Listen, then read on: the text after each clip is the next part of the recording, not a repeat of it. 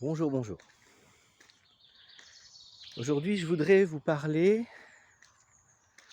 des croyances des autres et de la manière dont on y réagit. Alors, je vais vous poser des questions comme si vous étiez dans la situation. C'est peut-être pas le cas, et tant mieux si c'est pas le cas. Et si c'est le cas, peut-être vous faire prendre conscience qu'il y a quelque chose qui cloche dans votre comportement, non pas pour vous juger, juste pour que vous appreniez à corriger ça et à évoluer pour ne pas faire souffrir ceux que vous aimez. Les croyances. Tout le monde a des croyances, on vit de croyances. Une croyance est évolutive, elle peut changer, elle peut se figer. En tout cas, de manière plus ou moins consciente et volontaire, on peut changer nos croyances. La question, c'est comment vous réagissez aux croyances de votre entourage. On va prendre un exemple simple. Vous avez quelqu'un dans votre famille qui croit aux fées. Elle leur parle, elle leur fait des cadeaux, elle leur donne à manger, va les chercher dans la nature, les voit partout.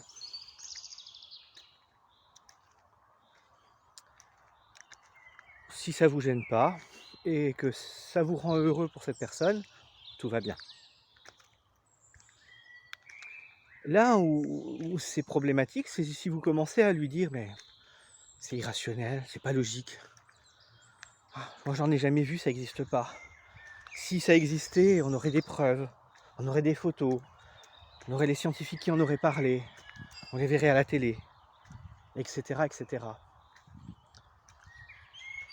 Ça a tendance à être un comportement qui va culpabiliser l'autre, qui va le rabaisser, qui va l'amener dans une situation où il peut se penser fou et mal vivre ça. Imaginer qu'il n'est pas normal, qu'il y a un souci. Mais où est le problème? Qu'est-ce qui vous pose problème dans cette situation? Potentiellement, toujours. Parce que ça peut être amené sur plein d'autres sujets et beaucoup plus concrets, moins subtils, moins paranormaux. Qu'est-ce qui vous pose problème là-dedans? Si la personne est heureuse en parlant à des faits, où est le mal? C'est sûr que si elle va se jeter d'un pont parce que les fées lui ont demandé, là il y a un autre problème, ça s'appelle la schizophrénie potentiellement. Donc là c'est un problème psychiatrique, parce qu'elle se met en danger ou qu'elle met les autres en danger. Mais si c'est pas le cas, s'il n'y a pas de mise en danger, où est le problème? Où est le problème de croire en quelque chose? Parce que dans ce cas-là, ça va revenir à la même chose que de dire à un croyant religieux, mystique, que sa croyance est absurde et qu'elle n'a aucun sens. Alors oui, effectivement, ça peut n'avoir aucun sens. Et où est le problème si c'en a un pour elle? Tant qu'elle ne va pas agir à l'encontre des autres. C'est sûr que si on déclenche une guerre de religion, qu'on moleste l'autre au nom d'une divinité, là il y a un problème. On est d'accord. Pour moi, ça rentre dans le même genre de cadre que l'exemple précédent. C'est très personnel comme idée, hein. Voilà, ça fait partie de mes croyances à moi. Vous adhérez ou pas, c'est pas grave. Ici, il est juste important de se dire que la croyance de l'autre, c'est son univers, c'est son monde, ça rentre dans le cadre du fonctionnement de sa personnalité, de sa carte mentale, de sa carte du monde. Et si vous n'avez pas la même, où est le problème? Qu'est-ce qui vous interdit d'accepter que l'autre n'ait pas la même vision que vous? Qu'est-ce qui vous interdit de vous dire que si l'autre est heureux, c'est pas grave, c'est très bien comme ça. Même si on n'est pas d'accord, même si on ne voit pas les choses de cette manière, c'est pas grave. Parce que dans cette situation, des deux, celui qui a un problème, c'est celui qui juge l'autre. Simplement, justement, Parce qu'il y a cette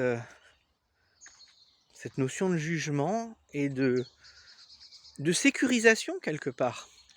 Parce que d'une certaine manière, juger l'autre sur ce genre de choses, c'est être en insécurité face à sa vision du monde. Je vais vous donner un autre exemple pour parler de ça. Oui, je sais, cette vidéo commence à être longue, mais elle est importante pour ça. Quand vous êtes face à une personne qui dit ne pas croire, par exemple, au paranormal, on revient sur cet exemple-là. Ne pas croire aux fantômes, ne pas croire en ci ou en ça. Ok, c'est son choix. La question c'est, pour elle en tout cas, pas pour vous, oh, ça n'a aucune importance, mais que cette personne se demande qu'est-ce qui est problématique là-dedans, pourquoi elle n'y croit pas. Est-ce qu'elle n'y croit pas parce que y a des raisons tout à fait logiques, ou est-ce que quelque part, il y a la peur d'y croire? Comme si quelque part, à partir du moment où elle va commencer à croire en quelque chose, cette chose va être dangereuse pour elle. Ça, c'est de l'insécurité.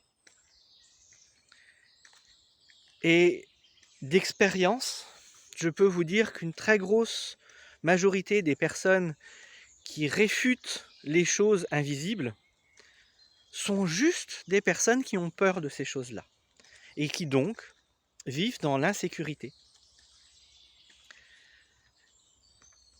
Et des fois, quand ils s'en rendent compte et qu'ils bossent sur cette peur, qu'ils bossent sur cette insécurité, étonnamment, d'un seul coup, ils commencent à s'ouvrir aux autres choses.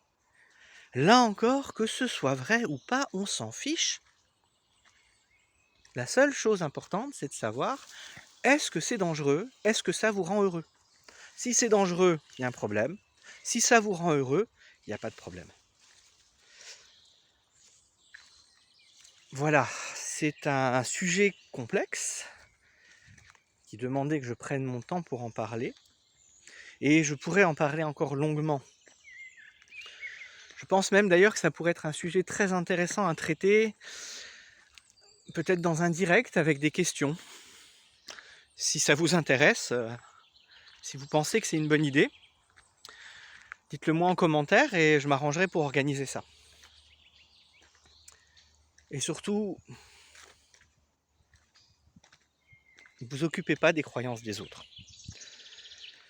Parce qu'au final, croire que ce que l'autre pense est faux, c'est aussi une croyance. Croire est une croyance. Donc, si vous croyez que le monde est comme ça, vous êtes dans une croyance. Si vous pensez que le monde est autrement, vous êtes dans une croyance. Si vous pensez que les autres se trompent, vous êtes dans la croyance. Alors, vous occupez pas des croyances des autres, occupez-vous des vôtres. Si elles vous conviennent, tant mieux. Si elles ne vous conviennent pas, changez-les. Vous faites ce qu'il faut pour pouvoir en changer. Vous faites-vous accompagner pour vous aider à cela. Et surtout, ne faites pas souffrir vos proches. Pas pour des choses aussi bêtes qu'une croyance. Parce que c'est la croyance qui nous fait avancer.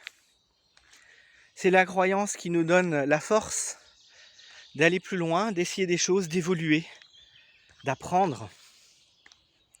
Et parfois de se remettre en question. Pour information, mes croyances ont souvent changé dans ma vie.